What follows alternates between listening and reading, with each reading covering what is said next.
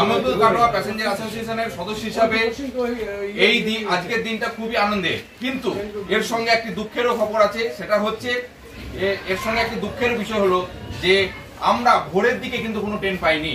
যে ট্রেন ধরে আমরা সকাল সকাল কলকাতা পৌঁছাতে পারবো, ভোরের দিকে অর্থাৎ এখানে 4:30-5টার সময় একটি ট্রেন প্রয়োজন, যেটি খুব তাড়াতাড়ি ব্যান্ডেল এবং হাওড়া ব্যান্ডেল বা হাওড়া পৌঁছাবে এবং রাতের দিকে সেই ট্রেনটি ফিরে আসবে, এসে আমন্ত্রণ পৌঁছাবে রাত্রি 9টা থেকে 10টার মধ্যে।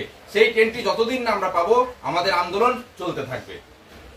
আমাদের মেন দাবি হচ্ছে কাটোয়া সকালের দিকে কাটোয়া যাওয়ার ট্রেন এবং বিকালে কাটোয়া থেকে আমোদপুর আসার ট্রেন ও কলকাতা যাওয়ার ট্রেন, মোট টোটাল 6 জোড়া ট্রেন চলাচল করুক, এটা আমাদের প্রধান দাবি। এই দাবি যতদিন না মিটছে আমরা ঠিক এইভাবেই আন্দোলন চালিয়ে যাব। আর আমাদের দাবি পূরণ না হওয়া অবধি আমরা এরকম ডেপুটেশন, অনশন, এই কর্মসূচিগুলো আগামী দিনে আরো বৃহত্তর গণ আন্দোলনের রূপ নেবে। হ্যাঁ, ধন্যবাদ।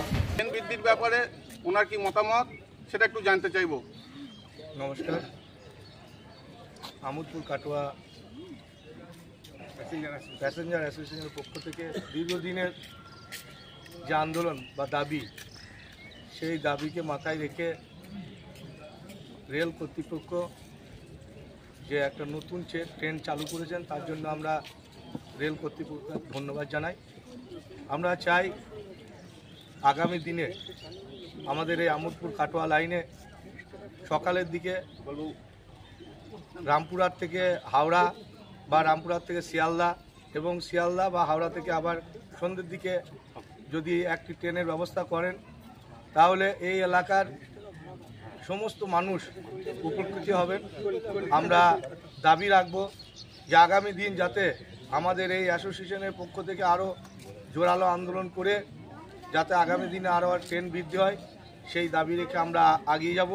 এবং রেল কর্তৃপক্ষের কাছে অনুরোধ যাতে সকালের দিকে ট্রেনটা দেওয়ার ব্যবস্থা হয়, সেই দিকে আমি আলোকপাত করার জন্য আমাদের অ্যাসোসিয়েশনের পক্ষ থেকে আমি মাননীয় হিমাদ্রিবাবুকে বলবো যাতে রেল কর্তৃপক্ষের সঙ্গে বসে এবং দরখাস্ত দিয়ে আগামী দিন যাতে ট্রেন বাড়ানো যায় সেই ব্যবস্থা করার জন্য অনুরোধ করছি। ধন্যবাদ।